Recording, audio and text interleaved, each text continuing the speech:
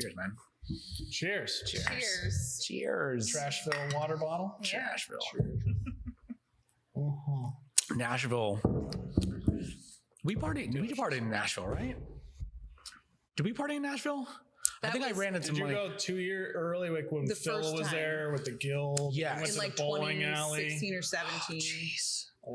Yes, it was definitely that era. Phil I was didn't still work at involved with the Alvarium guild. yet. So yeah, that was probably the first, because they did it in Nashville and then they did it again 2 years Nashville, ago. then I think Denver, then back to Nashville or something like that. Yeah, Nashville was amazing. It was one of the best towns cities I had been to. Yeah, the breweries are great. And what was the place, the arcade that we went to?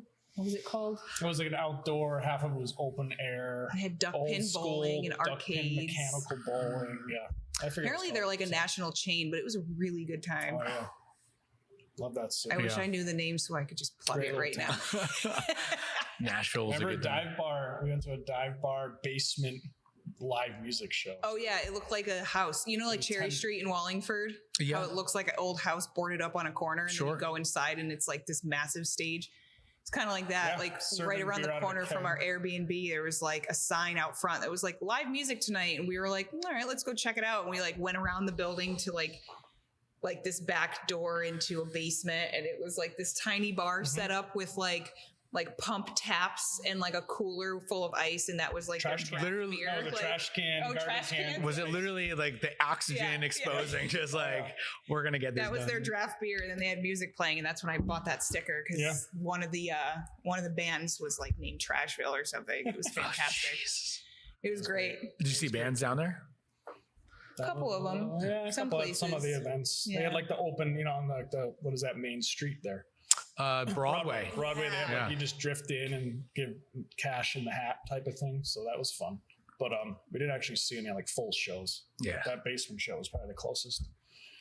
Yeah, I think the Yeah. only thing that would have like been considered like a show was that when they did the mock Vegas thing in the restaurant that yeah. was like 3 stories. On the first floor, they had a huge stage with like a country band playing.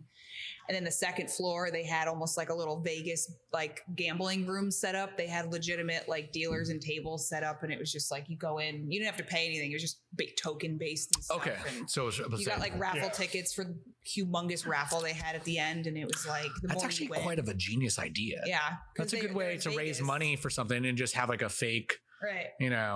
like Because they're in And then Vegas this cigars year, and- so it was kind of what they call it, Nash Vegas or something. Like well, that was Nashville. they Nash, called it like that something. area. But yeah, Nashville was great. did you guys go to the CBC? No, not this year. Just kind of burnt out. Too many years of like just going to the same. Also, not buying much equipment right now. Yeah. Yeah. But it's good. It was great. We just also like none of us were really into Vegas. Even Yeah. last year when we were there, we were like, Some of the panels, I mean, I get it because like the CBC is fantastic for people that are new and looking to open a brewery and don't know what to look for.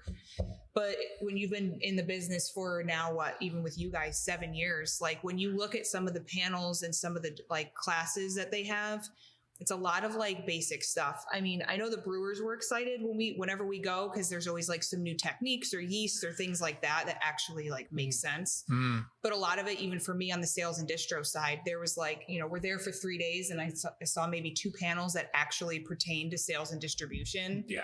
I know like taproom wise, there's a ton of stuff with like merchandise, marketing, a lot of online stuff, which makes sense. But even like for you guys as ownership level, it was like, OSHA stuff or, like HR stuff, which is Music important. licensing, Yeah. And all that stuff. So it's trademarking, kind of yeah. like you get tired of doing the same ones every year. It felt repetitive. I think when we went to 3 CBCs in a row, they did feel repetitive. Yeah. 17, 18, 19, you go into them and you're sitting in a lot of the similar things. There was a very few like technical exercise seminars that we went through. Some of the things with hops and like newer things, hop creep and whatnot.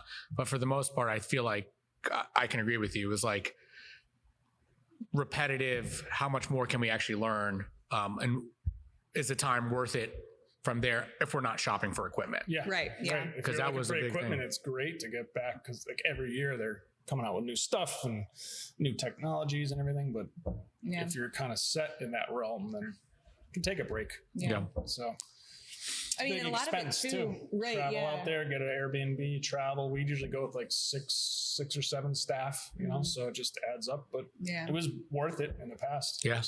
Maybe next year. I don't know. Yeah. We'll see. I think it also comes down to like, a lot of our management team is like senior staff where it's like, even if we were to say like send me and maybe the brew house guys, like because there's stuff, it's like it would make sense to send people that are maybe newer to the industry to like learn a lot more. I don't know. I personally didn't really get a lot. Like I learned more from Max Finance texting him directly than like paying thousands of dollars to go to CB. You know what I mean? Yeah. Like, so it's kind of hard to justify that with some of the stuff, but I do appreciate that a lot of the seminars are available online afterwards. Yeah. Where if you are part of the Brewers Association, you can always go online and like either pay or pick and choose which ones you want to hear about. So is Max's last name really Finance? Yeah. Max Finance. I mean, I don't know if it's probably finance or something French or something like that. I thought it was pronounced differently. Yeah. It's just finance. But you get the whole secondary. I think the whole secondary part of it's great. Just all the social media. I remember we bumped into someone at like a brewery and they were like, we had your beer. It was when we did a collab with Replay Brewing, which is down in like South Carolina, North Carolina. Yeah. And this guy was like, that sour was amazing, and you just end up meeting people. Just called it Princess Peach. It was a like peach smoothie sour. Yeah, it makes sense because Replay Brewing is based all off of like video games and stuff. Yep. So it was like perfect. And Taylor drew the label. You guys really pushing that Mario. The Nintendo cease and desist on that one. They're on the edge, but I think that kind of stuff is just great. Yeah. All the just talking to people about different distribution models in different states that are like COD straight up. Like Ohio, oh, Connecticut, you can self-distro. Everybody's like, I don't know. It's a good little check-in with people you would never bump into. Yeah. Like on a normal. You're just all from all over. I remember having cigars with the guy, husband and wife, that own this little brewery down in Georgia, and we just smoke rooftop cigars together, talking about taproom stuff. I have very vivid moments of playing ping pong in Denver. Yeah. CBC Denver. I think it was Denver, or was it GABF? I want to say it was CBC. Because I was there solo that year. It was like one of the first years I had gone out, and I had fallen in love with this like hybrid Chinese or like Asian fusion ping pong bar. And so I spent most of my nights at this ping pong bar. Nice. And one of the nights they did like a CBC or like Brewers competition there. I got whomped, but whatever. Hey, it's fun. I had an amazing time out there. CBC is always CBC is there. I feel like it's more about the collaborative partying. Yeah. And it's cool because you get to meet new people and chit chat. Those are the memories you make. But definitely an expensive trip. No doubt. Yeah. So we just took a little break, but I get it. Yeah. Well, anyways, we finally made it happen.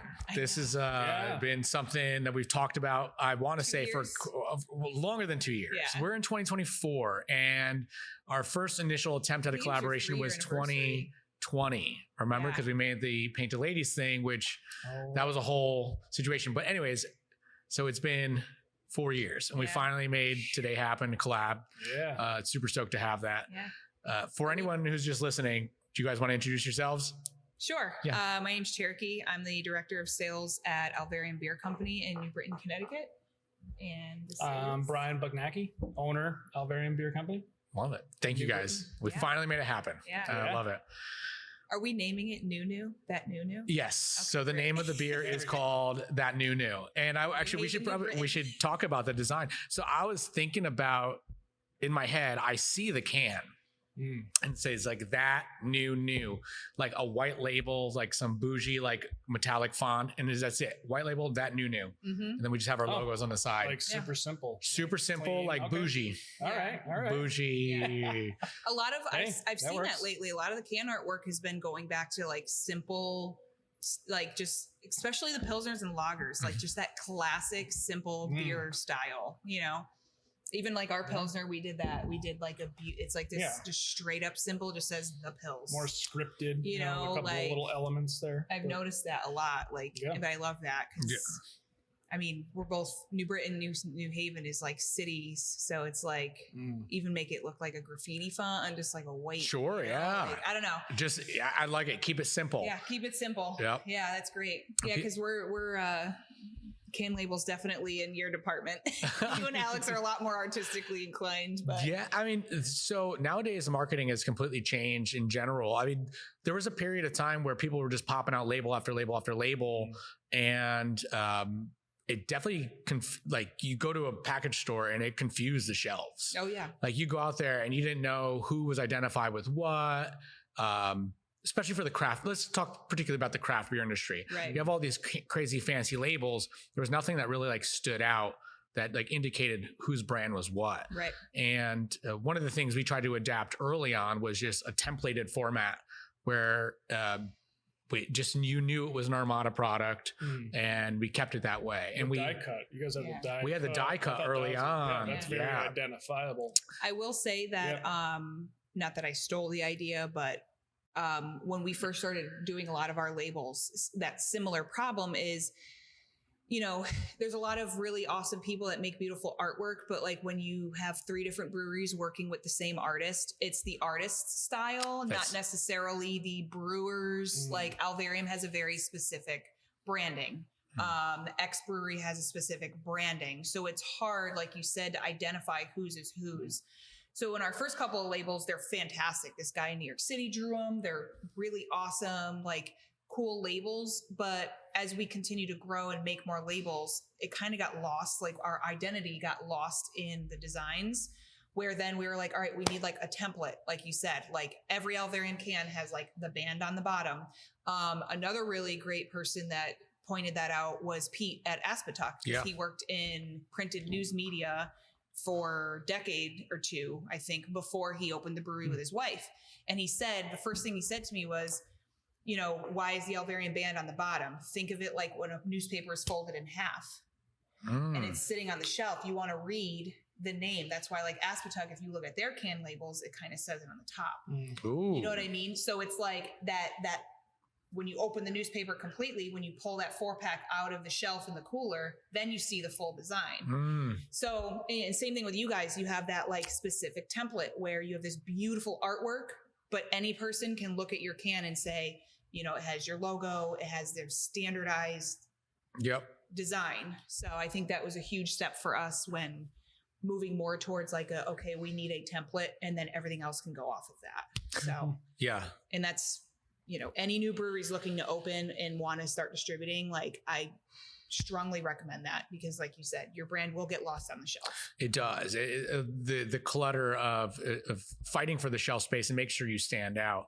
And when you have a unique template like that too, or a templated format and they all are next to each other, which is ideally what you want. Visually pleasing. It is visually pleasing to see them all lined up. When we have the cooler downstairs, and every time I line up the cans, it feels good to like, just for someone with OCD, to just line them up. You're like, okay, it makes sense. One of the biggest brands I've had that impact with is Modern Times.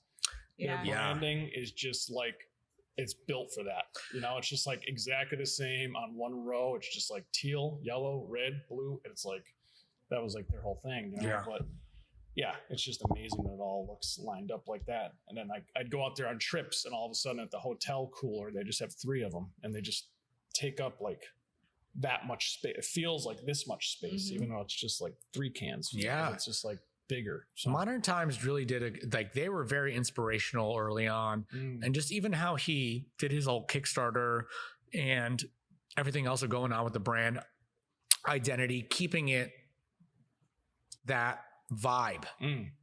Like his tap room was, I went to his tap room out in San Diego. They had this like huge like post-it note wall. Post-it note with the Michael Jackson. Yeah, that was so cool. And then awesome. like the furniture and the books and all these other things, really like they kept the vibe. And it's very difficult. I mean, you probably understand this because you have a tap room, but like even when we were here, we already had like a brand identity established. And it was like, how do we portray that identity into like a furniture aspect or like a atmosphere aspect?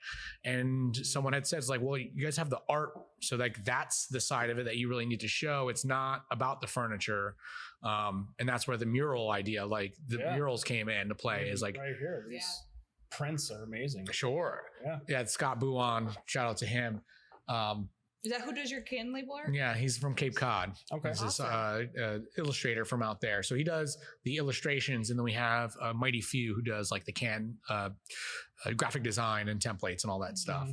But yeah, that's something like how do you portray that identity all throughout every aspect of your brand? Right.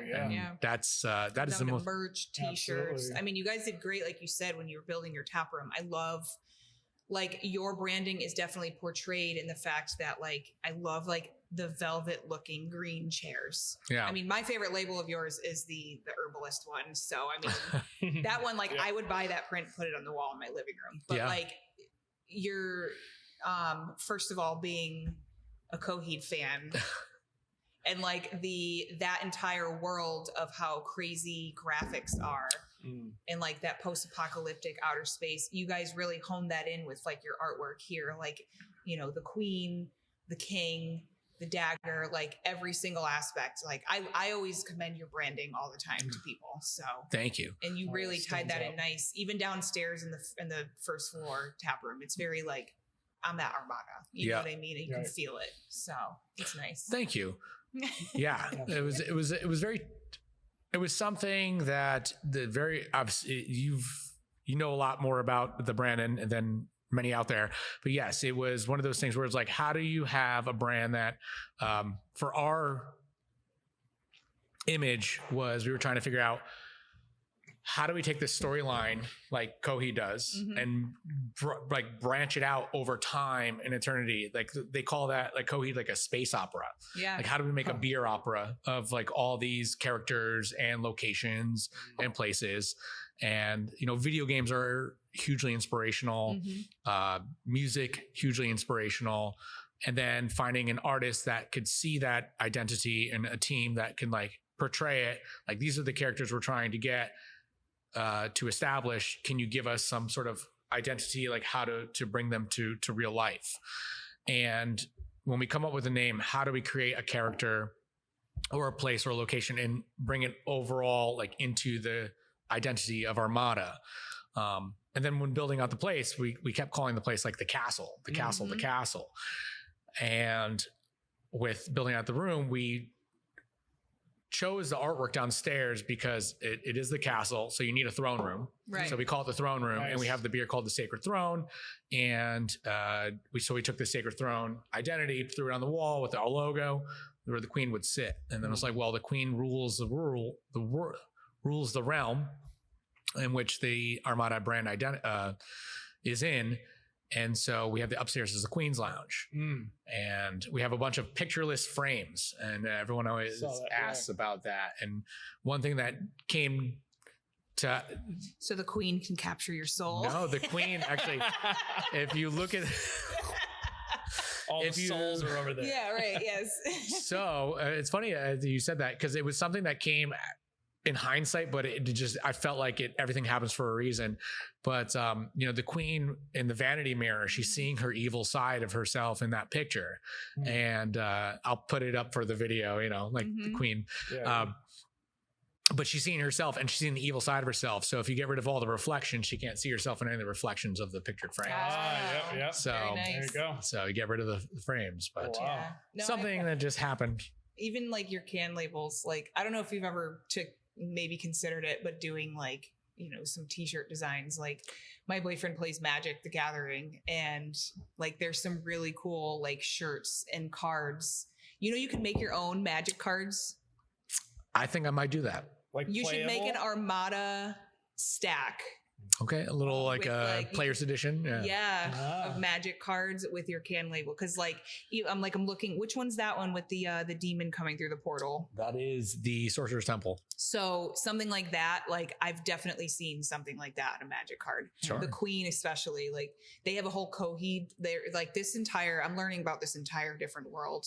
I don't play, so I don't want to mislead anyone, but some of them are really freaking cool. Like the Mermaid's Cove, like there's some really cool designs, and you can literally make your own. Okay. Like you can make your own deck, and I don't know. I know you used to do Tabletop Tuesdays, but like I think that'd be a cool piece of merch to sell here, because it's so, like you said, a lot of video game art, a lot of inspiration.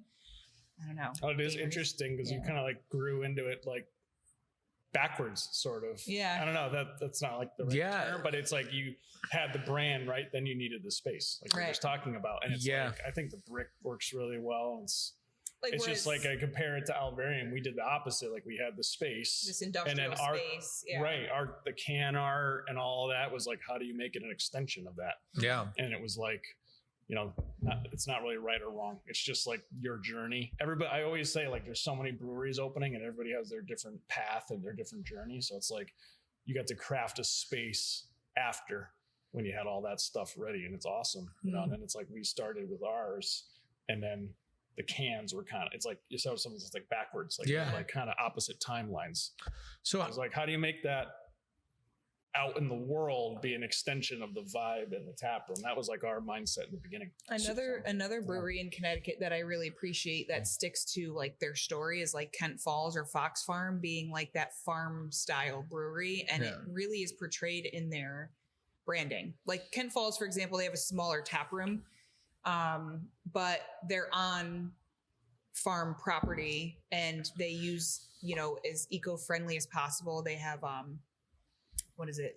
It's thermal. I want to say it's thermal solar powered, geothermal that heats their like hot water tank and stuff. That's and pretty like cool. Super cool. Like they do tours sometimes in the summertime. And if you ever want to do like a day trip, I highly recommend going out there. Like they're just incredible people. But when you look at their can labels or their bottle art, it's simple, but a lot of it's named after like, like farm related things and the property. Shruggy? Yeah. Right. Hey, so I think that one was a little farm. Yeah, farms, we shrug. Yeah, hey, right? why is the plant's not growing? I don't know. But even like, they really take advantage of that property or make great use of that property. Like there's an old house that was originally the original farmstead and they're turning that into an Airbnb. They're probably done by now. I think I haven't been there in almost 2 years. Don't kill me, Barry. But I just go up there all the time and buy bottles. And it was just like, there's no Wi-Fi or like there's no cell phone service. You just go and hang out in the old barn and drink a couple beers. Yeah. Just have a great day. And then they have like a chest freezer in the front where you can buy fresh meat and stuff from like the local butcher. It's just, that is like, their story is they, appreciate the land and the farm that they're on and they grow as many of their own ingredients as possible. And then they portray that story into the beer and their tap room and their space. Like that's the kind of stuff, when we hear about like, oh, I just want to open a brewery. And it's like, but what's your full picture business plan? You know what I mean? Like, it's not just I'm in finance and I have money, or my buddy homebrews in his garage. Like we should open a brewery. Like some people don't realize all these other important aspects that go into it, like marketing and advertising and your identity and what is the space going to look like? Are you even going to have a space? Are you going to have food? Like there's a lot of hurdles instead of just like, I just want to brew beer, So yeah. On that note, how did Alvarium come to be? Like how did this whole vision come to be where it is today? Because like you guys are, for those listening, a top Connecticut brand, very well respected, create excellent beers, very broad distribution throughout the state, have grown significantly year after year. Like, tell us about it.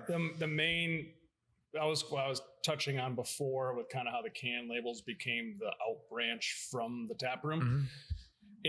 We wanted the tap room to be the beginning, like come down, learn our vibe, meet us, come have our beer.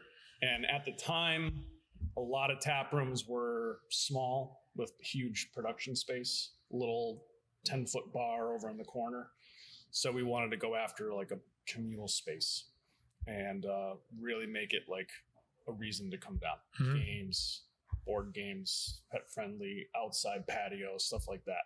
And get to know us, and then instead of not just being a beer can on the shelf. Yeah. That was kind of the idea of where it grew. Within 6 months, it was like, let's put some beer in kegs and start self-distributing and putting beer in my old Volvo. And after my day job, just, distributing out to Wooden Tap down the road, which is where I met Cherokee, bar manager at the time, and just kind of like started growing from there. But the plan was to have a communal tap room space for the community and then go from there. And that's how it kind of like grew. And then like the can labels grew to be an extension from that. And then the self-distro just started picking up, and just all of a sudden we're getting vans and hiring new drivers and more sales reps. And so it really started at that point, because we didn't just want to be like a can on the shelf that just hit. Like it felt like there was a lot of brands doing that, and just here you are.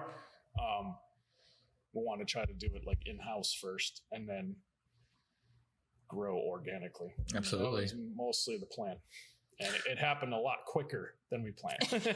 I'll put it that. Yeah, we just worked as hard as we could and did the day job thing while running the brewery, and just ended up attracting a lot of amazing talent that kind of had the same mindset and vibe of just like, let's just keep this avalanche going.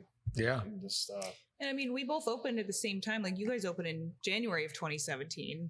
Yeah. Right. And then Alvarium opened in June of 2017. Yeah. So we're both celebrating our 7-year anniversary this year. Right? And it's crazy to see in just how much the climate of the industry has changed in 7 years. Yeah. Yes. Like, remember when you first started as a brand, or when you first opened the brewery, it was kind of like, open the tap room, it was like, oh my God, it's like not a lot of breweries around. And then within 3 years, the pandemic happened. But at the same time, we went from like 40 something to like 100 and something breweries. Like, right. It just kind of exploded from there. So, I mean, from your guys' perspective, I've been at Alvarium for 6 years now, going on 6 years. So I'm there almost as long as you guys have been open. But from the business owner perspective, like, how are you guys seeing like a lot of either the culture in general, or like, the palates of the beer drinkers? Like there's so many factors that have changed in 7 years, like how are you adjusting? Oh, geez, that's a good question. Are you running the podcast? That's a good question, Cherokee. Well, no, I'm legitimately interested. Well, actually, this is something I probably would have asked you, because you're more on the sales side, but from our perspective, we had a different, you guys had the tap room from the beginning. And while we were able to create a brand identity and be out in the market, it definitely wasn't, it was definitely a more difficult journey, because we didn't have like the tap room revenue that like someone would generate to like help grow your company right off the rip. So we were relying on distribution. We were self-distributing. We were, gypsy brewing, let's call it, for the simpleton terms. We were gypsy brewing. So there was a lot of like revenue sources that we were not able to achieve right off the rip. And the growth that we had while just doing that, to us, was quite amazing. And that was one of the things we contribute to the boom of like craft beer. Well, if we had a tap room, I've only seen it going even bigger. And it was always a rush to get it. But I think in some ways too, we were very underfunded as a company. And also could not find a location where we really thought it would make a difference. And that's why it took us so long to find a space. During the pandemic, it was a lot of waiting around and time at home. Just keeping your fingers crossed. Yeah, like the world's going to turn around. But this spot we found during that time, and I used to drive up and down these streets. Like when 2017, I used to drive up and down these streets all the time. So I'm hoping someone one day is going to fix these buildings. I'm like, this building would be such a great opportunity, but it's like, we don't have $5 million to fix a building. We don't have all the money to remediate the soil and to do all that. And yes, the cities and the states do help out with that, but like the time and effort put towards it, we didn't have those other resources. And finally one day, driving up and down the streets, I'd come across this building, and it was amazing to see that somebody was actually doing something with it. And I just put in call the number on the door, and it went from there. I mean, I lived in Fairhaven probably 2011, 2012. Yeah. I had lived with my brother's mother, we're half siblings, actually right up the street from here. And I used to take the bus into town to go to work. I worked at a couple different bars that are no longer open, because New Haven is kind of like, the human body every 7 years, it regenerates completely, where half the places you knew existed there 10 years ago no longer exist.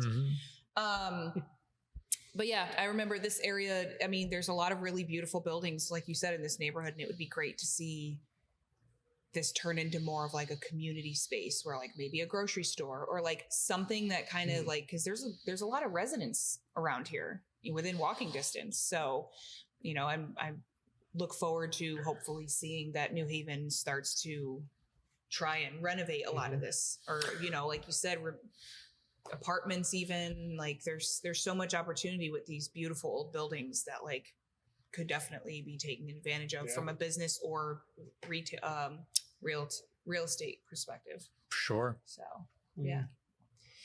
Brian, So, how about you? Yeah. So with the Alvarium identity, like, why did you guys choose New Britain? Like, what was like, honestly, like the only thing that came out of New Britain was just like hardcore music back in the day. Oh, really? I don't know. Hey, it was like hard hitting New Britain. Like, where did that name come from? We really need to renovate that church space to make it an underground church. Underground hardcore show spot. Yeah. No, seriously, I got to show you pictures Grandma's of it. basement. It literally looks like an old VFW. It's fantastic. Oh gosh. Yeah. Anyways. No, it's interesting. Like, New Britain's always had its kind of rap for itself, you know, which I think the mayor's doing an amazing job at turning the city around. But it was always like, oh yeah, New Britain.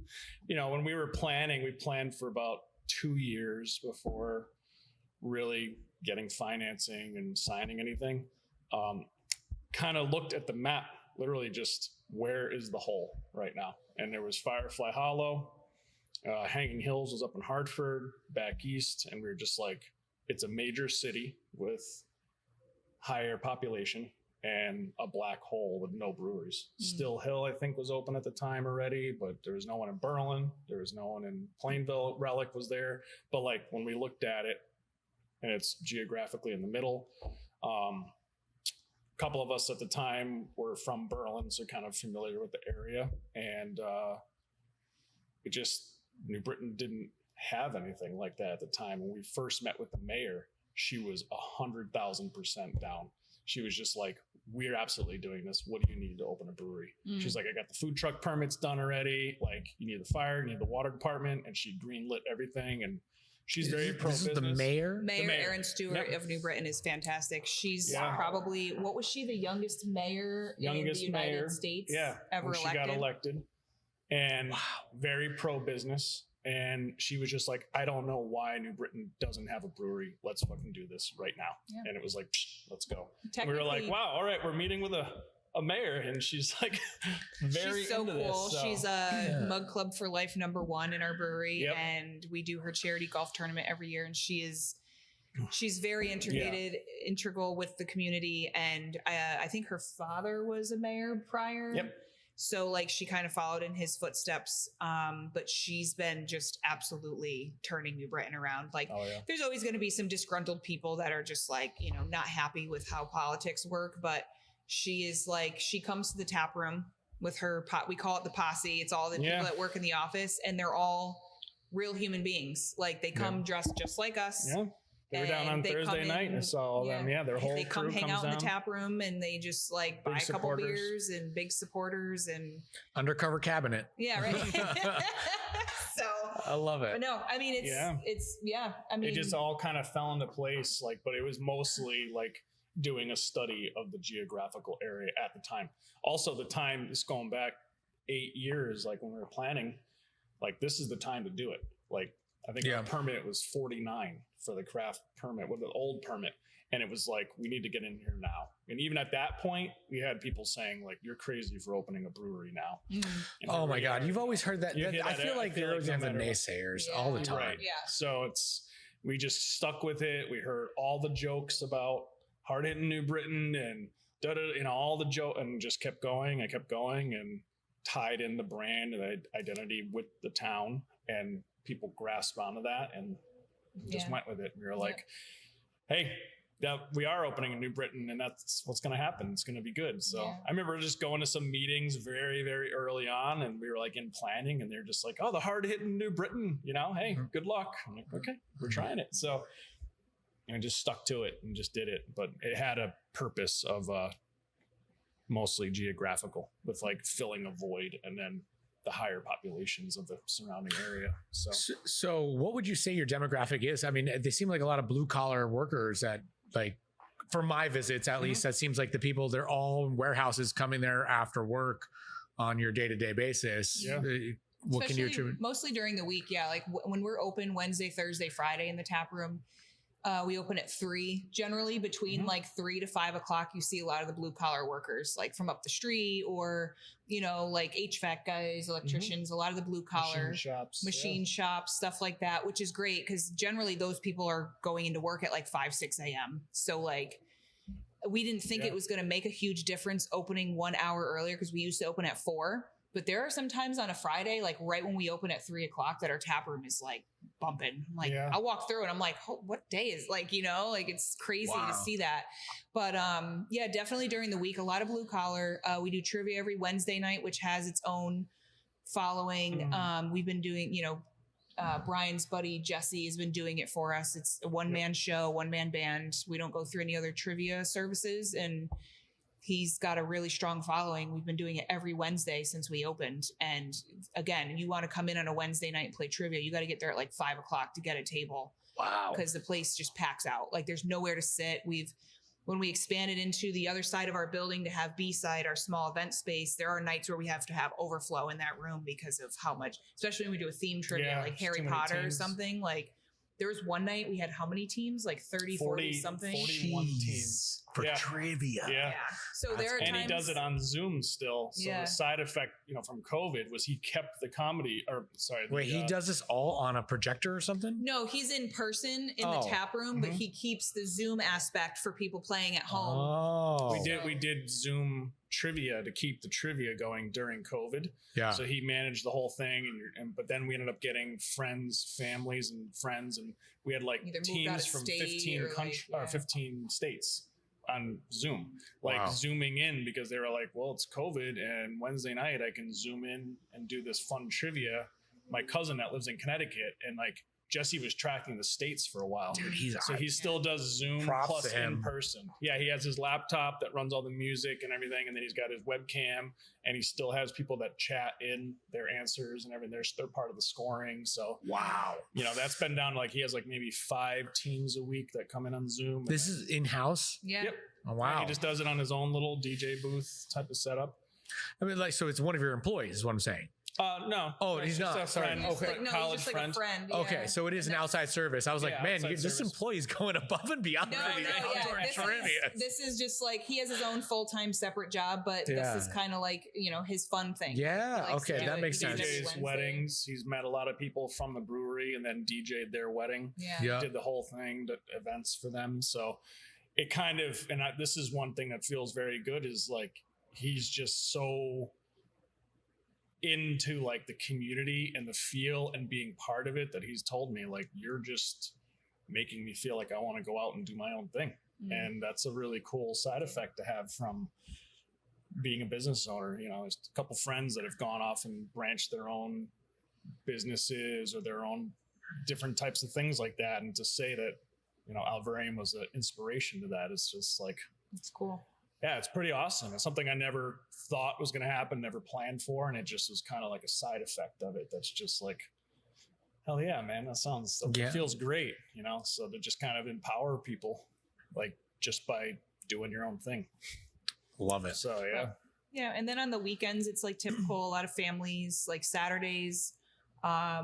We try and do like fun events and stuff either on a Saturday or Sunday. Like we've had some vendor markets or like, you know, we'll do a fundraiser or like we do a lot of stuff usually on a Saturday or Sunday. But for the most part, it's like typical, you know, people are out of work and they're just kind of hanging out. We get a lot of families. We get, you know, people just in the area, people traveling. Like, I think a lot of it's just people who want a chill place to hang at. They may not know anything about brewing or intricacies of beer, and they just want to go to a place that's relaxing and comfortable and safe. And we hear that a lot from all kinds of demographics and age groups and everything. And it's just, like just come hang out. Yeah. And it's a community space. Yeah.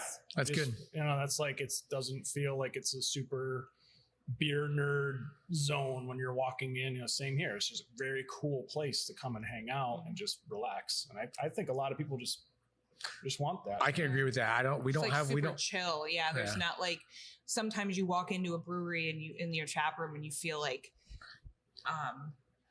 you don't fit into the customer base or something, you know what I mean? Yep. And I'm not saying that in any kind of like sexist, racist or any kind of way. It's just like, even me being in the beer industry now and being an avid beer drinker prior to working at Alvarium was like, you could tell in some tap rooms, like, I kind of feel out of place here, because it's like, you're not like talking about what kind of yeast the brewer, you know what I mean? Like, don't get me wrong, that's fun. Like, we do have some customers that love that stuff. Absolutely. Chatting it up with the beer tenders. We pride ourselves in really educating our staff about like a lot of the beers. They're encouraged to always try stuff if they've never had it before. Like, we get those, but we also, like you said, it's just kind of like, I never get tired of hearing when people come there for the first time. Because when the front of the building, it just looks like a normal manufacturer building.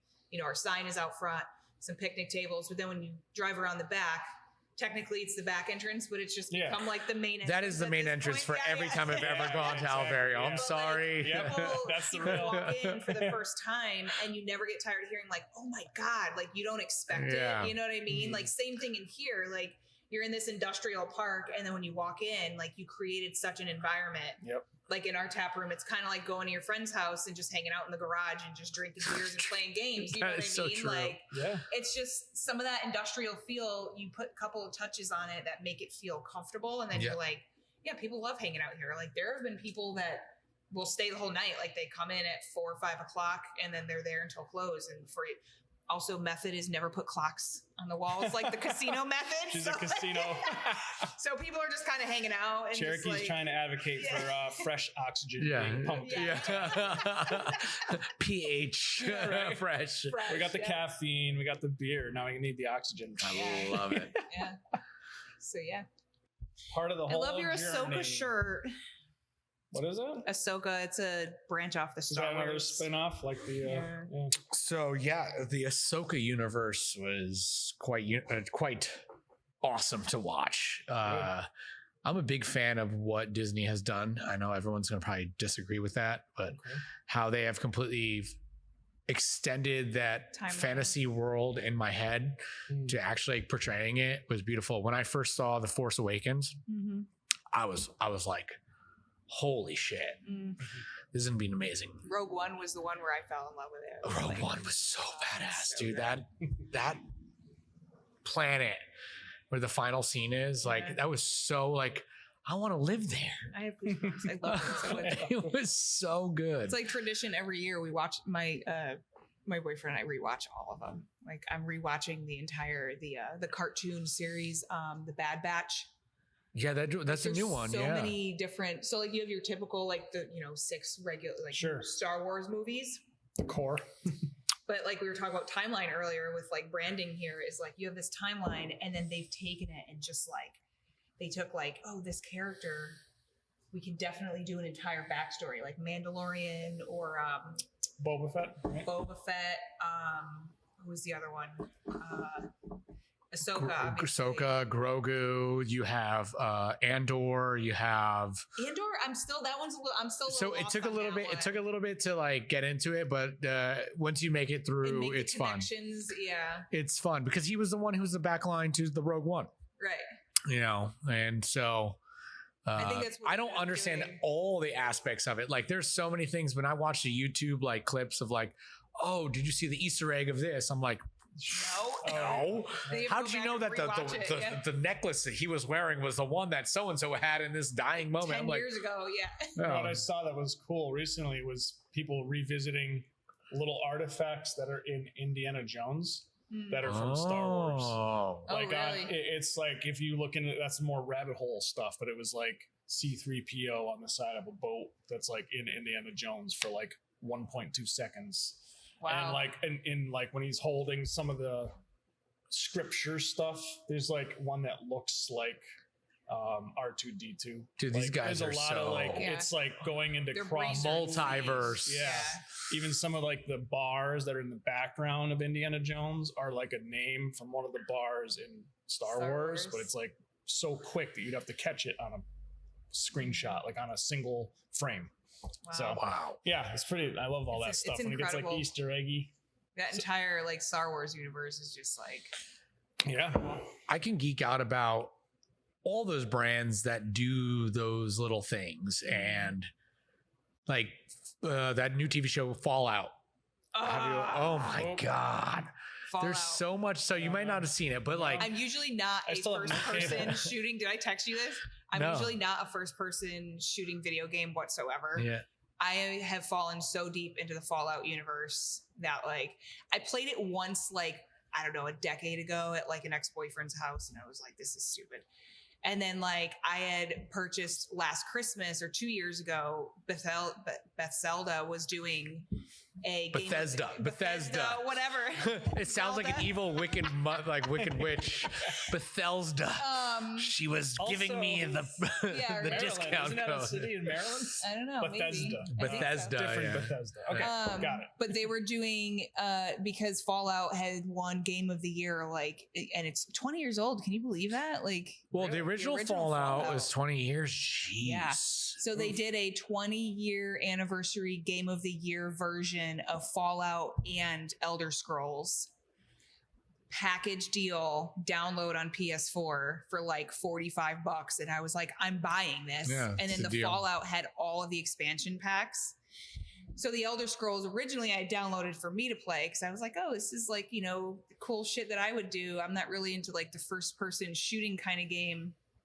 So I downloaded that one originally for my boyfriend, and now the Elder Scrolls took way too long to download, and I was impatient. It was like a snow day, and I was home, and I was like, I just want to play a video game.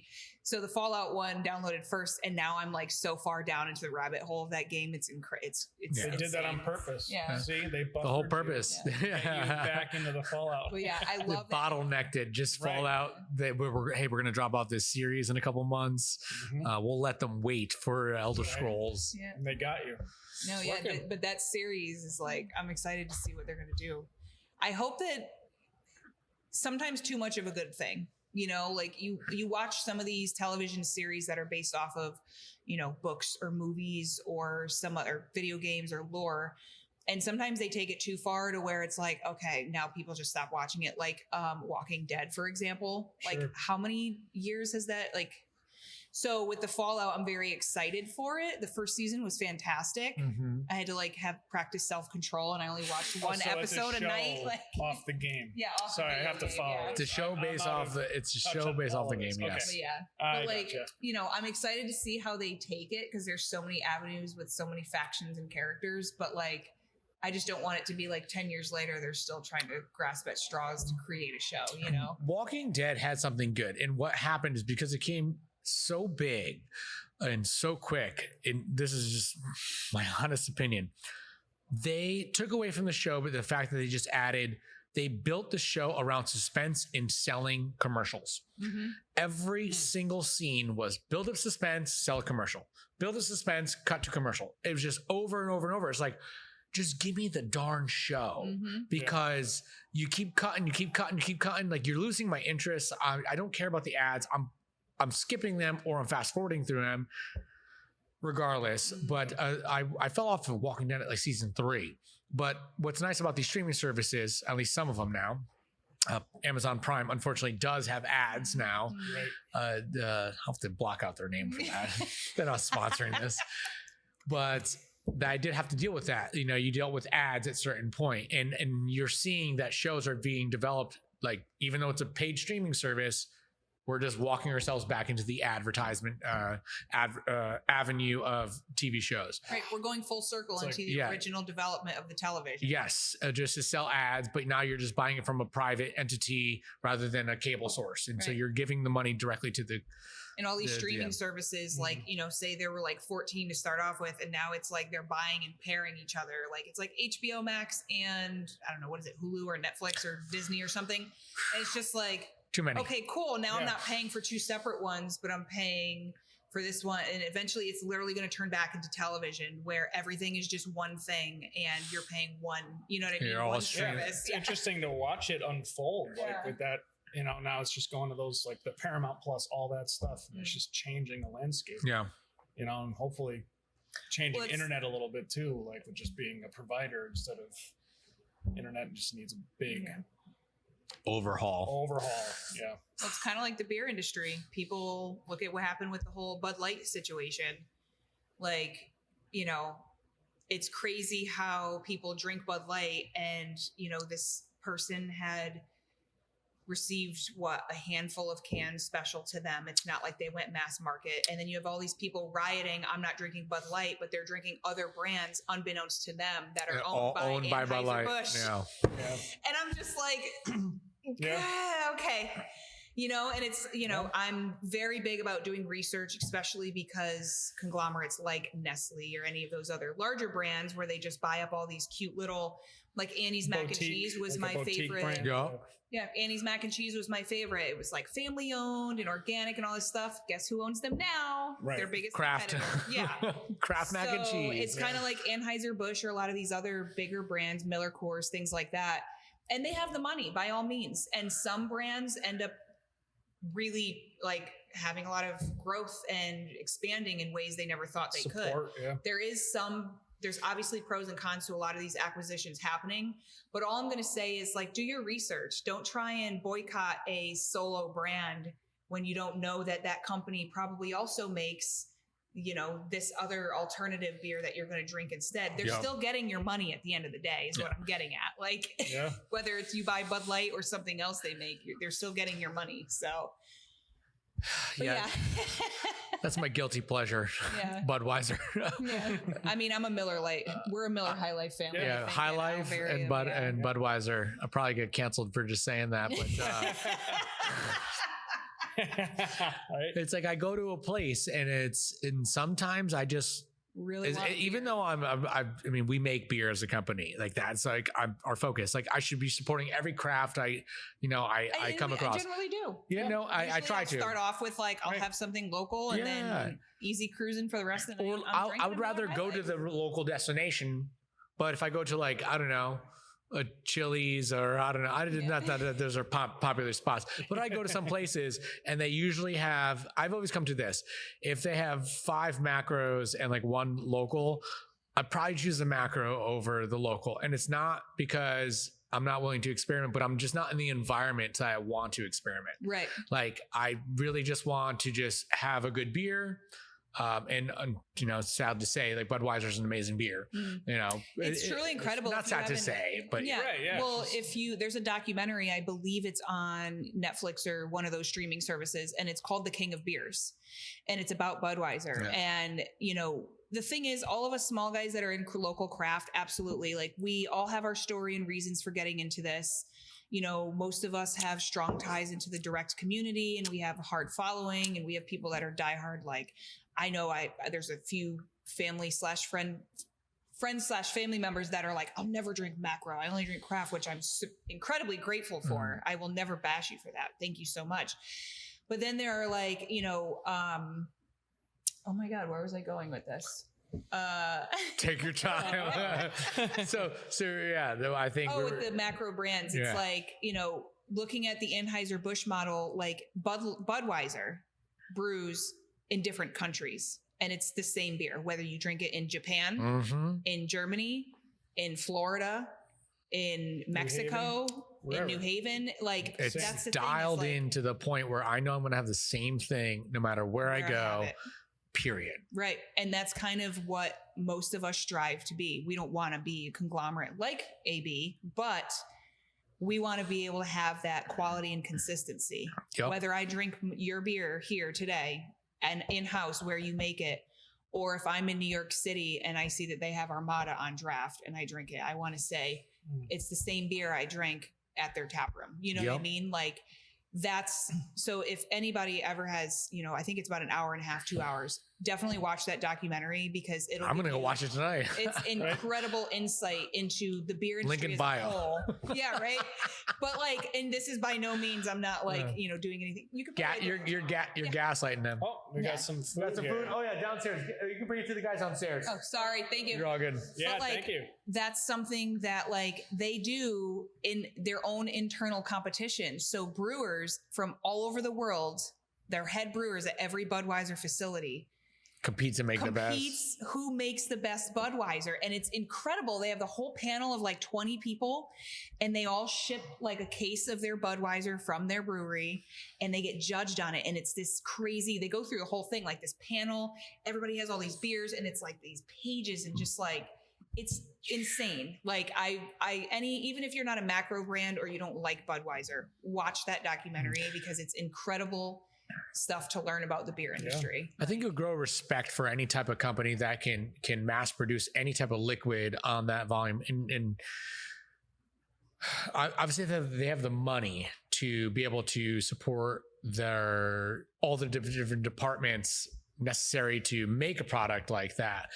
So when we make a product here, it's like we always have these like slight different variances. Like we made raining tacos last year and now we're making it this year. And you know, like, oh yeah, the malt's a little bit different and then it's a little bit sweeter.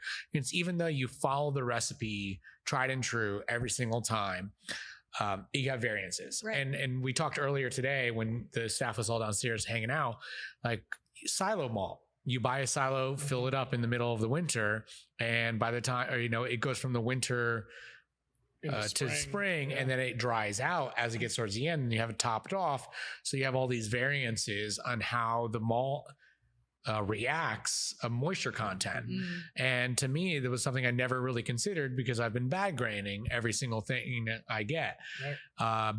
But it was cool to hear that side of it and how the variances happen. You guys said you're using, can I say Canadian? Yeah. Canadian pills, you know, as like your base malt. Sure. When we were talking about today's collab and like what malts we wanted to use, it wasn't that I was saying no to whatever you're going to offer. It was like, you know, we can just use a local company, and that's why Thrall came out. Sure. But it was interesting to hear your experiences with Thrall compared to our experiences with Thrall, compared to how you guys normally work with silo grain and what your expectancies of that are and how your variances of that were. But imagine being a multi-billion-dollar company trying to dial in those variances year to year and you know, season to season, globally. That's I know that's the thing. That is something you have to respect. It's so neat. Like it's so neat, like growing and then like, so silo, for instance, going after base grain, and it's half as much as it was when we had it shipped in on pallets, and you have less waste, you have less bags.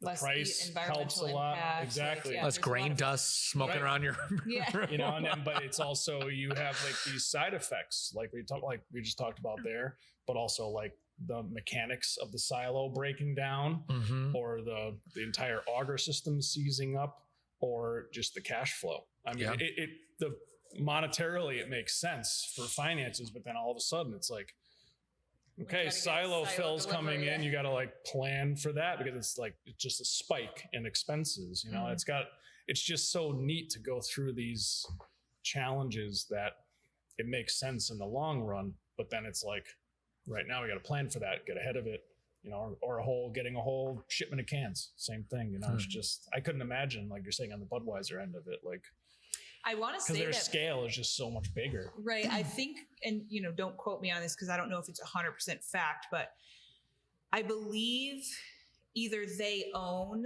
property where they grow their own grain, or you know what I mean? Like I think it's probably like a McDonald's of like, you know, the beer industry. Right. Like they have basically like a home base where they're like, we own these. They definitely, I know that they do that. Farm. Their hop farms are like. So it's kind of like with the Sapporo model, like Sriracha Ace Hops owns all those peppers. Oh, you're talking about, hold on, sorry. I thought you were talking about sriracha. No. Yes. But yeah, that too. Flavored to heat. It's lunchtime. We're thinking about food. But like, for example, with Sriracha Ace Hops, like when Sapporo was developed as a brand, and again, sorry, Max, don't be mad at me if I have this completely wrong. But again, like when I was studying for the Cicerone stuff, a lot of this cool history about beer is really what like geared me to learn more and more. But with Sapporo, when they first started developing, they wanted a hop specific just for their beer. Yep. And that's kind of how Sriracha Ace Hops became developed. And, you know, Sapporo's been around, I don't even know how long, but think about it. Just that beer using just those hops Then all of a sudden it was like all these other breweries started opening, and they have all this crop of this one hop that they're like, you guys aren't buying enough of it or whatever. So then they start selling it to other breweries. Oh, this is something I looked into more so because Crunchyroll, our rice lager, was originally made with Sriracha Ace hops. Mm-hmm. And, you know, when that was developed 7 years ago, you really got like a punch of lemongrass characteristic in it. And it wasn't, you know, and again, like you said, we're brewing, you know, the same beer, the same recipe, the same quantity of XYZ ingredients, but the crops that we were getting from the Sriracha Ace, and I don't know who the vendor was at the time, if it was YCH or somebody else, but the crop itself, as time went on, was degrading. And what really caused our brewer Dickie at the time to do thorough research about 2 years ago was when Tox in New London had brewed a Japanese rice lager, and they also used Sriracha Ace hops. And they had experienced some of the similar issues that we had. And we were like, the water's fine, the grain is fine, like everything is exactly the same. What is the problem? And then we narrowed it down to the hops. And it wasn't, you know, it wasn't like a complete off flavor that wasn't supposed to be there, like butterscotch or something, but it was like just this very, and probably, you know, general public consumers would probably never notice the difference, to be 100% honest. Yeah. Right. Like it might just take us like a little bit like a skunked Heineken or something, but in-house, our staff, we do so much QC that like we had a staff member at the time be like, I'm getting X flavor. And then 5 other people around the table were like, I didn't taste it. I know that. Like everybody's palate is so different. So then we followed down the rabbit hole and ended up switching from Sriracha Ace to now, I don't remember what happened. It's all good. Hey, JT. But like, you know, and that was one of the reasons is because of the fact that the product itself, after being you know, just overdeveloped and just that strain over, you know, over time. Yeah. So that's like you said with the grain. It's like you gotta respect those companies that can make sure that they maintain a good product over like long term. And it's something that, I mean, as a craft brewery, you're always knowing you're going to have a small craft brewery. We're, even though we're in vast different variances of size, you guys are much larger than us and whatnot, but we still got to understand, like, we're still minuscule on the menu when it comes to like production wise. Even like Two Roads right here in Connecticut, like we're never going to be anything like that, you know? I mean, not in a bad way to say that. It's like there's a lot of growth plans that need to associate with getting that big. But respecting the guys that can make it that big, and whether it be your worst enemy or, you know, let's call it the evil side of Budweiser, you have to respect the fact that I can go get a good fucking beer every time I'm sure. And I'm guessing you probably felt this, both of you guys, owner and your director of sales, like going out with people and ordering a Miller Lite. People are like, and you have people that are like, what are you doing? You know what I mean? Oh my God. Like, I hear it so much. I remember like being like in the beginning, even in my own head, like, I'll just never have mackerel. You know, like this is it. But then like as time went on, like just being open to other stuff. I remember going to a buddy's house and he was just like, hey, you want to have a Bud Light? And I was like, very early on, was almost like, I would love to. He's like, oh, this is all I have, dude. Like, no. And I was like, okay, now my mindset's changed. Like, in the beginning, opening Alvarium, I was like, macro is just like the devil. They're just, you know, but they're still the Goliath for sure. But like, it's just changed for me where it's just like everybody. We're fighting the wrong fight, I think. Right. Yeah. We were trying to fight the fight of like destroying, you know, go like. We were trying to establish ourselves as a brand or trying to establish ourselves as a craft, and you're local. Well, that's great. Like, you know, we can be that, but we want to provide you a product that's just as good that is also local. Yeah. It's no different from well, actually it is different. Let's put it like this. You get the eggs that you get from the macro farm, which are always going to be great eggs. All right. They're always going to be white eggs with like the nice yellow yolk. Store model. All right. Yep. But then you get like the local farmer eggs, which are brown, but then you open up that yolk and that thing is fucking orange. That's the beer. That's the rich beer you're going to get. Now, listen, they're both going to taste like egg. Right. and they're both going to taste like beer. But the egg that I want is the one that's richer in flavor. It's a little bit richer. Yeah. But like I'm still going to drink. I'm still going to eat my commercial egg. Right. Yeah. Of course. You know, that's the best metaphor. No, that's great. That's a really good way of saying it. Also just being open to people like what they like. Right. You know, like that was like, I just shifted my mindset of like, it can't be this you like to drink Miller Lite? Cool. Yeah. Great. Also try this. But if that's what you're going to have when you go out, I'm not going to shun you or be like, that's bad. Like just being open to like, some people just like to have that beer and cool. And, like, when you realize as a craft brewer too, how difficult it is to make a beer that clean, I think you also kind of just, you don't bend the knee, you know, but you also go, damn. Yeah, that's a good beer. That's a good fucking beer. I see like those Super Bowl commercials of like the huge. I would go to one of those facilities just to see it. Yeah. See how I've never done the Coors tours. I haven't done the Budweiser tours. That is a goal of mine to go check it out. Same. Let's go. I want to go. All right, we'll go plan a trip. Velo right here. Not a sponsor. No, I think that's, you know, and I've been to, like I said, I've been at family related events and people around me are drinking like Bud Light or something. And they're just like, oh, I'm sorry. And I'm like, I don't care. Yeah, exactly. Like, you know what I mean? I'm not going to shun you because that's what you like to drink. You know what I mean? Like, I agree. So just same thing in general, like if they're not drinking specifically Alvarium, I'm not going to be like, what are you doing? You know, people show up with like 2 roads or something. When I had my housewarming last year, it was like, hey, it's still Connecticut. You know what I mean? Like it's still local. Or even if you're drinking a brewery like from New York or Massachusetts, I'm like, hey, it's still hyper local. Exactly. You know what I mean? Like I don't care if that's what you want to drink, but that's kind of, we appreciate that as craft brewers because that gears us to figure out, you as a customer coming into our tap room, what's going to keep you coming back. So that's why we make beers like Crunchyroll, Pilsner, your taco beer we're drinking today. Like it's just, we know that if you as a customer are looking for, I just want a beer flavored beer. Well, guess what? We're going to do our best to make you a really awesome beer flavored beer. Yeah. So when you're that one person out of your party of 10 friends that is a hardcore, you know, Blue Moon or Bud Light or Miller Lite drinker, when you come into our tap room and you still say accommodate to them. Right. We can make recommendations for you and say, like, our educated staff can say, hey, you like Blue Moon? I've got this really awesome beer on right now that you'll probably enjoy. Like it really comes down to another metaphor. It's like, you know, you can get a burger at McDonald's or Burger King, Wendy's, or you can just go to your local restaurant and get a nice burger, whatnot. It really becomes that difference when you look at the overall picture, because not that, like I said, I don't want to make it seem like as a craft brewer, you're like bowing down to the overall hierarchy, but you have to understand, like, you're competing on a completely different avenue. You're also making a product on a completely different avenue with less resources and, maybe less finance to actually make that product. But at the end of the day, we are contributing to our local economy. We're creating local jobs. We are offering things that these macro brands can't really do, other than supporting their local bars, I guess you could say. But we're creating a different avenue, another source of economic impact. There you go. Economic impact on that. And that's where we really come down to be as like brands.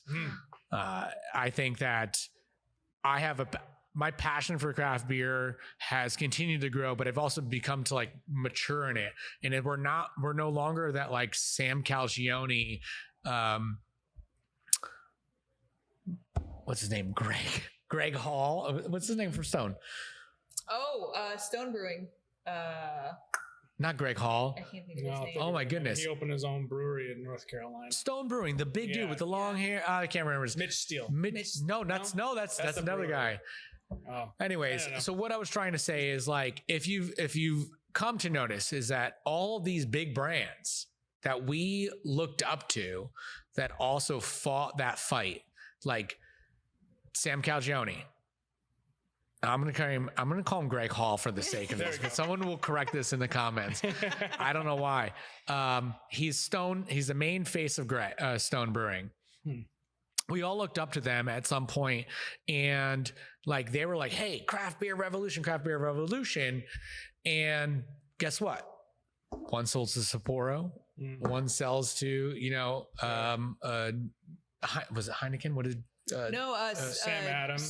Sam Adams. Oh yeah, Boston beer. Yeah, So you see them. It's like the idea is like that mission to become there, to realize that to become that conglomerate, and I think we all have that ideology, is much more broader and much more, much bigger than we can actually consume, achieve. Yeah. And it's not that it's unachievable.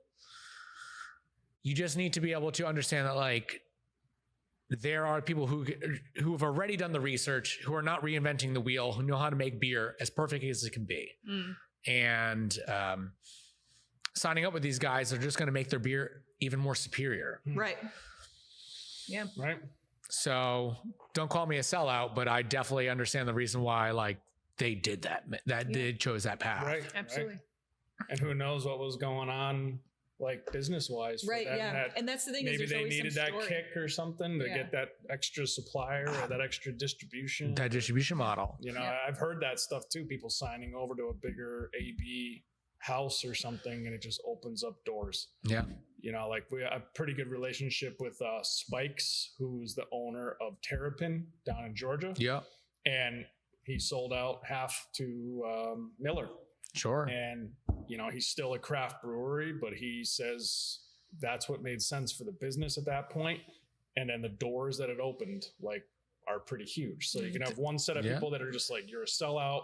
But then for him running his business and all the behind the scenes stuff, it made sense for him. And he's like, yeah, I had to give up half my company, but, like, we're in 20 states now, and we met our goals, and we can now get the hops we need, and we can distribute it, but I can still have fun in the tap room and still make fun beer. And then we do a collab with him in New Britain, and we end up getting the only pallet native, that's why. Yeah, that's how we have native, that connection. So that's how we met this guy. Wow. He ships a pallet of Terrapin up here. We ended up doing like a side-by-side thing where they don't distribute in Connecticut. So we were like, hey, come get your Terrapin beer. And, to some beer people, they were like, wow, this is crazy. To some people that just showed up to Alvarium that night, they were like, oh, I'll try a Georgia beer. Yeah. Okay. Yeah. So it's just a really cool, like, I don't know. Yeah. My mindset's changed too, of like, they're not like the devil, like, they're not just like this evil force. Like, they are in some ways with the moves they can do, but also it's just something we have to kind of figure out how to live with, Yeah. I think what's this? We got some cans coming in. Special delivery. Look at that. Wow. Thank you. So we talked about Sacred Throne earlier. Yeah. Ooh. Nice. I was thirsty. Beautiful. Food's here. Okay. Yes. So eat up. One comment I'd like to make relative to similar right there in the mic. Yeah. Like, love that crack. Something similar to things like you said, where, these larger conglomerate brands are kind of like, being sold, smaller brands are being sold out. Something we can both atone to is the self-distro model. Mm-hmm. Yeah. For example, that was a very, like, being early. So there were some some of us that were self-distributing earlier. And I think you guys, we started at the same exact time. Yeah. I felt like we were the last of the pinnacle, like the pinnacle. Last of the Mohegans. There you go, last of the Mohegans. We were the last of those that really, like, at least in Connecticut. Yeah. Now, like, someone's probably going to say otherwise. Right. And listen, they're by all means have the opinion. A lot of other states. Do what's best at the end of the day. Like, we're not going to shame anyone for what you are, but, like, do what's best for your business model. Right. Yeah. Right. Like you said. Or even like the constraints you have. How many people we talked to at CBC that were like, wait, you can self-distro? Yeah, some states it's just with no limit. Like, a lot of states have limits or barrel limits or whatever, but, like, hey, that worked for us. Yeah. So, but yeah, like, it's similar. It's kind of looking at it in a similar perspective of, like you said, you don't know what's going on behind the scenes business wise, where these brands would sell to an AB house. Yeah. Right. Cheers to your Trashville water. I love it. Would sell their brewery to an AB brand or a Miller Coors or whatever. And you don't know reasons why, but I know I can understand from the customer's perspective, you might be upset about it. Every state is different too. So you have to respect the fact that they chose to go that route based on their current restrictions. Now, Connecticut could be a little bit more open to it, but some of them that give up the rights in other states, like that's the decision you need to make as a company, because it's the only growth path. Right. At that time too. Like sometimes, to keep chopping up, like I said, reinventing the wheel over and over and over. It's like, well, let's license this wheel design and let's modify it to better, make our ends meet. So yeah, with the self-distro model, like you saw it years ago when you had switched completely to distribution, kind of, phased away from self-distro. And, we had conversations about that. And it's like, you said it best. Let us do what we do best. We brew the beer, we package the beer, we sell the beer in the tap room.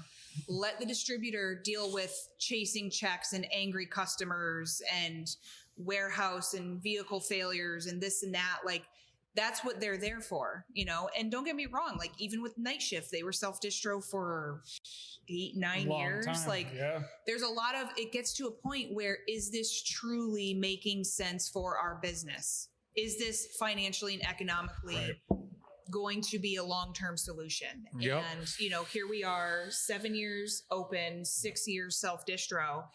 And we can kind of understand why, like, the 3 vehicles we have, they're getting up there in mileage. Like, are we going to pay $35,000, $40,000 for another vehicle? In the world, I think you said it, Johnny, like the time, like at that time. Right. That's a big factor. Like years ago, we had the tap room revenue coming in, a van popped up, scooped the van up. Yep. Nowadays, COVID happened. Used van market I went to a Ford dealer. They were like a year and a half wait. You want to be on the wait list? Like, I was like, Yeah. So it's like insane. Things, I don't know. I think that's a big point of like, we are all in a different world right now than we were when we started our businesses or started distributing. And it's just, I think it's a big factor of it. Right. It's like facing a new vehicle purchase, like with the prices now and the availability now. And oh my gosh, that's going to be tough. How do I plan for that? So, and then when you look at breweries in Connecticut, speaking directly, breweries like Counterweight, Back East, Nebco, Two Roads, who am I missing? Kind of on our like City Steam, RIP, very sad. Thomas Hooker. Some of those breweries Stony that are Creek, at that Stony Creek, Thimble Island, that are at that production capacity. Thimble Island is another perfect example of, they did self-distro for 6-7 years. And then they had to make a business decision and say, you know what, we're going to go full blown with a distributor. Yeah. And now look, their beer is being distributed. Like you said, it opens other doors. They're going to these accounts that they probably never would have been in before. Because I hear it from the sales side. I'll walk into a bar and they're like, we don't do business with self-distro. We only work with distributors. And then sometimes it's the other side of the coin where they're like, awesome, we don't like working with distributors. We only like self-distro. Yeah. So it's like, you got to weigh out the odds of, do I really need to be in my local dive bar because they're so anti-distributor? But then when you run their credit report, you figure out why. I knew that you were coming around with that. Like, yeah, we love you, little guys. We'll take your money full too. Advantage of you and never pay you your $100. So anyways, I see it from both perspectives, from on the road and from in the office. But anyways, it gets to a point where you're like, like you said, are we fighting the right fight? Like, are we seriously putting up walls with, potential partnerships that could help your brand grow rather than like working alongside, like looking at the brands I just mentioned, right? They opened with the 3-tier model. That's how they wanted to from be. the rip. From the rip. That was their, like Back East opened, like you said earlier, with the smaller tap room, large production facility. That's what they wanted to do. But look at what they did to invest in the market. Nebco, I always give Jamal and his team a huge props because I see Jesse, one of their brand reps, out on the road hustling. Yep. He doesn't work for a distributor. He works for Nebco. Yeah. He is out there making sure that every bar in his area has a CHAG line. Yeah. That is the investment that, like, yes, you're quote unquote selling out to a distributor, but you as a brand also have a responsibility to make sure you're supporting that.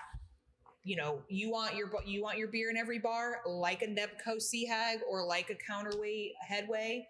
You got to supply the staff that are going to be equally as passionate and educated directly about your facility that can support that. If you can. Some people can't financially do that, and that's fine.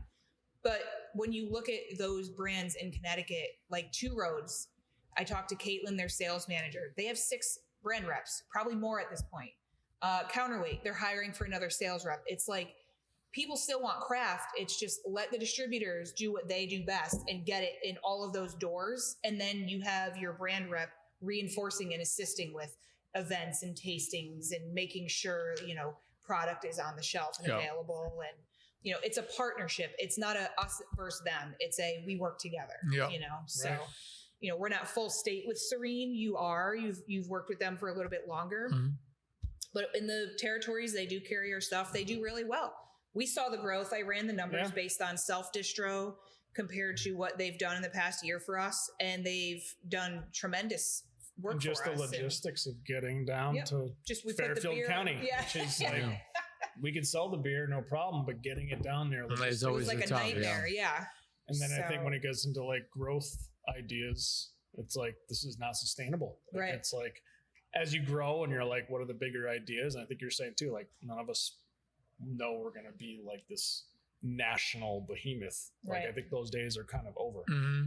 But how do you maintain your quality and then grow your business at the same time? Might be a little bit different than people thought, or like your supporters thought in the beginning or something like that. But we're in New York now because we have a distributor. So it's pretty cool. I went down to see Dave Chappelle last summer, and in the train depot is Crunchyroll. Right there. That's pretty exciting. And it's like, this is so like, it's so cool. Like I couldn't even imagine the amount of logistics we would have gone through to get 3 cases of Crunchyroll to Manhattan. Yeah. So it's pretty cool. Moving on. We have chicken sandwiches. We do have chicken sandwiches. I love chicken sandwiches. Anyway, shout out to Haven Hot Chicken for chicken sandwiches into the microphone. ASMR. We could do that. But I want to talk where Alvarium, what is the future goals for like where you see Alvarium in the next like 5 years? You guys right now have a huge distribution presence. You have a great community of following. Do you plan to just stay within the facility that you're in? Do you want to expand out? What's new? So we always had this kind of goal of being, and your goal has to be kind of lofty, but nationally recognized, but regionally serviced. If that's so it'd be cool to go after a goal of someone who on the West Coast would hear of the brand, but not necessarily get it, but also recognizing distributing nationwide is just not feasible at this size to keep the quality. So I think it's a lot of kind of a little bit of regrouping and just getting our boundaries here with seeing how New York works with Serene Distributors. We have the coffee division of the company. So that's been really taking off. That's another like how we're diverse. So it's not just leaning just on beer. We have 2 cafes now, West Hartford and the one at the brewery in New Britain, but there's some potential there that plays into the whole picture and really just keeping the quality of the beer, but how do we get it to more people? So that's why we started with New York first. So probably some regional distribution growth. And then our facility right now can handle more than we're brewing. So we're going to grow into the facility.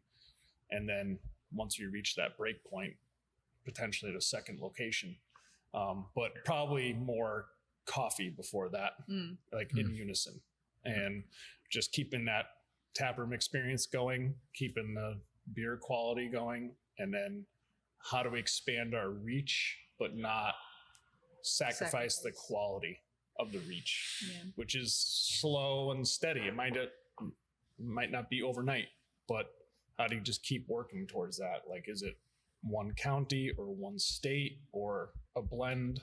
Certain states are crazy to distribute in. Like, let's just avoid that because other people have tried and it's no fun.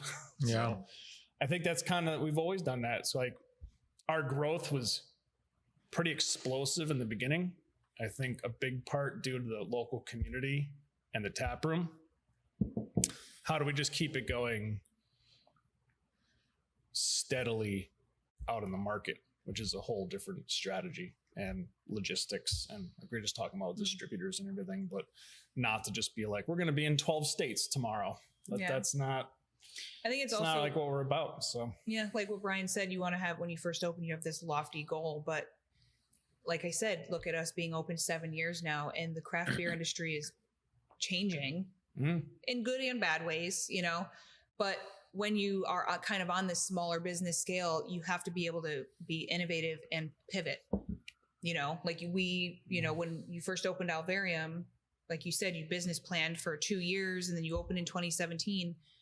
You could have a 5-year goal and we could have smashed that goal in 2 years, or we could still be trying to get to that goal 7 years. Like, or you say, great, we achieved XYZ. Now what's our next, you know what I mean? What's our next plan to continue to grow? So that's kind of like when we did the coffee shop, it was like translating ourselves into more of like a craft beverage company where, you know, as we can see with the, like how the craft beer industry is, consumers' palates change, age demographics, like people that are just now coming into legal drinking age, maybe aren't drinking beer as much, maybe prefer not IPAs.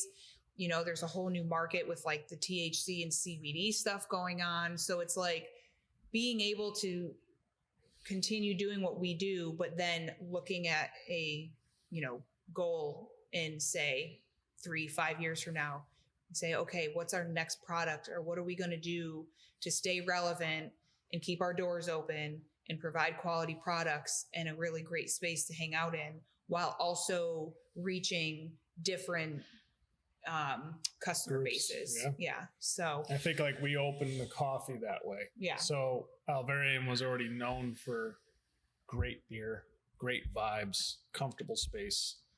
We didn't want to open a coffee division being like, they make great coffee or a beer, but their coffee's. Or in some cases, I hear, I prefer their coffee more than their beer, not at Alvarium, but some other breweries that have had a similar business model of like, you open a separate branch and then that becomes the spotlight. And you're kind of like, oh, I didn't mean to do that, you know? Right. Yeah. Sometimes it's a good, it could be a good or bad right. thing. But yeah. How do you keep that quality going with the overall brand? Right. So a lot of moving parts, a lot of co-branding too. Seltzer, and we have the hard soda, and a lot of people have asked about cider. So we haven't branched into that yet, but a lot of options to diversify. Right. So, and then just keeping up with all the law changes, even the simple law changes coming down the line for part-time family leave and stuff like that. Yeah. Like it's just piecing all that into the puzzle of like, keep the business going and keep all the vibes going great, but keep the business end balanced too. Right. Know? So that's good stuff. Yeah, it's not just brewing beer; it's managing humans and laws and finances and yeah. There's a much larger overhead. I mean, coming from the restaurant industry, I kind of understood that, like, you know, a brewery isn't just about making beer. It's still a business that needs to be respected as running a business. There are there's different departments for a reason. And, you know, you can kind of tell which breweries do that successfully and which kind of fall by the wayside in certain areas. And, you know, when you come from the restaurant industry, you understand that there's budgets and there's projections and there's sales and there's labor and there's waste and there's laws and there's HR and there's like all the, you know what I mean? And it's like, I get it. Yeah, it's the things that like when you never thought of when opening a brewery. If I was to tell, so I don't know how to put this, but when we first started the company and we were like distro only and we were doing all these things at the barracks and we were making our beer and distributing it, but we always had like, I don't want to call it free time, but we had like just time to downtime, kind of, you know, this is exponential downtime because we relied on our main source of revenue to be like distribution and production. But, you know, we'd be able to knock out an 8-hour day in 4 or 5 hours. Like we would just bang it out and we'd hang out for the rest of the day.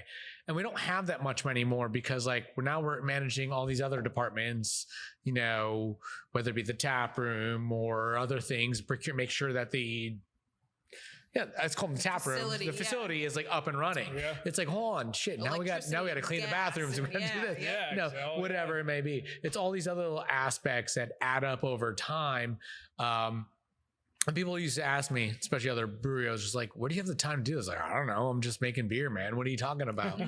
And I always said that. I'm like, Armada always has like the coolest videos on social media, and like you guys still put the time in to do them, but like you can tell, like you said, like some of your free time to do that, like really crazy fun stuff was just kind of like, okay, we could still do that, but we have to actually like schedule it. You know what I mean? You have to like plan ahead and like. Because we're always trying to, social media is like a huge thing. Like people have these really cool reels and like, and we say it sometimes, we're just like, who has that much time, you know, and not just saying, it really comes down to it. It's like, if you really prioritize everyone's time, because I think that what had changed over time was the fact that like, we weren't, I don't want to say as busy because we were always busy, but the thing is where your devotion to time was prioritized. Though it was much funner then, it's like now I have to deal with 10 or 20 more emails a day or phone calls or, you know, planning meetings and whatnot. And they really, it sounds so much unfun to say that. I know. But it really comes down to it. It's like we had a great time and we still do it. But now it's I think it's what is your return on investment relative to your time? Those fun videos actually never made us more money. Yes, we got recognition for them. And this is where I'm bringing this around to. We got more recognition for them because we had cool, fun videos. But listen, at the end of the day, like, was it generating any more people to buy our beer? No. Right. It was like fun social media content that we just had the time to make. And I say that in quotations. The time never really existed. We did it on our own free time. And a lot of us did that after hours. Most of it was after hours. It was never during the workday, because during the workday, we're freaking slammed. Sure. And we're just as slammed now as we were back then. Just now that when we're not slammed on production, now we're dealing with management. And I know you're dealing with a lot of that as well yourself. And it comes down to the unknown parts that comes out of it when you grow. It's just like there's more humans involved, there's more personalities and everything like that. I always find this interesting, like a parallel, bands and breweries. I've got some good friends, Brown's Ready to Return, Hartford band, they've toured the whole world. They always treated it as a business. Like the drummers, like finance, he's like, every gig we've done, I know how many people went there, who paid us, what state. He does, you know, they have to do tax returns in every state when a tour, you know, they tour around. Oh, wow. And you don't think of that stuff. Like, I think there's a lot of parallels. Like they have a song actually about it called like some of the lyrics say like, you're off the clock, but my shift begins. Oh yeah. You're coming out to a show and you're seeing a show and like you guys are on your Friday night and you're hanging, you have a beer, but our shift just started. Right. Yeah. And it's like a lot of parallels I've found. I've talked with them. And a lot of people don't think of bands as a business. Bands are absolutely a business. People just think about all the fun times and they get to hang out after and do shots all night and just take pictures. But it's like, there's a lot of work. No, bro, they don't wake up till 2. Right. They were like loading in. They were out. They didn't get home to almost 5 a.m. Yeah. Or they didn't drive. Absolutely. They have to drive to that next city, or they have to do the radio spot at 11 a.m. and then they got to go load in, do sound check, eat, take a shower, do the pre-press thing, you know. So I think like our industries kind of see a lot because it's like businesses like Alvarium was always kind of founded as a business before a brewery. It's fun, or like I say a lot, we make widgets and the widgets are fun, but at the end of the day we're making widgets, and it's like, and just getting like people to like, because nobody wants to think about that stuff. They want to come into our tap rooms and have a great beer and relax. That's what our goal is. Stuff behind that, you know? It's really what our goal is as a brand, we want to provide you with the best beer experience. Exactly. Experience, period. Yep. And I think that's what it really comes down to. All the work behind it. Today, you got to see a lot of the voice behind that. You got to hear some backsides of it. But at the end of the day, our goal is to provide you with the best experience. As corny as it sounds. Trademark. Making great. Yeah. Register, TM. circle, stamped. Yeah. Absolutely. I want to say thank you for your time today. I think that was a good ending note right there. You know, you rounded it up really well right there. Thank you for coming on in today. And thank you for getting myself out of the office. Cherokee's a little bit more out of the office than me, but you're right. Brian's first podcast. Yeah. First podcast. I'll take it. Spend all day, every night in that office and running it, but you got to just make time for sure experiences like this. So if anyone wanted to find you on social media, can you give them like what's your best avenues? I'll let you take it. Instagram, everything's Alvarium Beer. So Alvarium Beer, Instagram, Alvarium Beer, Facebook. .com. We got a alvariumbeer.com. Yep. Every single thing is just Alvarium Beer. Super simple. Yep. Keep it that way. And the coffee is the same way. It's Alvarium Facebook, Roasting. Instagram, just Alvarium Roasting. Yep. So. All platforms. Kept it nice and simple across all the platforms. Yeah. No. Not yet on TikTok, but we're working on it. It's getting banned next week. Yeah, right. We claimed the domain names so nobody else can make an Alvarium beer or Alvarium roasting name, but yet to upload content. So yeah, we'll get there. Oh, good. Well, thank you very much, Brian and Cherokee from Alvarium Brewing. Appreciate you guys. You guys are great people. High fives. Yeah, so I'll give you high fives too. Yeah, That's it. That's our thing. I love high you guys. fives. I love it. Same All here. right. can't wait for this beer to come out. Yeah. It's gonna be so good. All right. Just add on to that. So we're making a lager with dragon fruit, and it sounds like apricot is what the boys downstairs. By the way, That was my all tidbit, by of the higher up people. No, all of us are just up here drinking while the minions make the beer downstairs. No. I'm kidding. They're doing just as we good love for a few bags. It's all good. They have not done anything but drink beer and eat food down there while we just talk and drink. Anyways, our staff is downstairs making an amazing beer. It's a lager with dragon fruit and apricot. From what it sounds like, it's called That New New Haven, New Britain, New Haven, however you want to put it.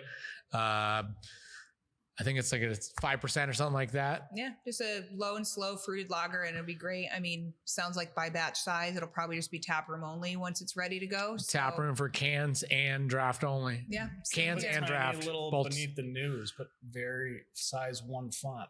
New Haven, New Britain. Okay, I could do that. Yeah, That New Haven, New Britain. Right? Yeah. I got it. That little Easter Very egg. small. Whatever TTB allows as like, Yeah, right. Put the smallest font that's Size legal for 2.5. TTV. Yeah. I love it. Well, thank you very much for coming in today. Hopefully this all worked out. Yeah. I mean, this is great. in terms of the day and also this podcast. Yeah, right? So we'll make sure. We haven't actually recorded anything. I love you guys. Thank you very much. Awesome. Cheers. Actually, let's do that. Cheers. Cheers. Trashville. Trashville. It's going to be forever called Trashville.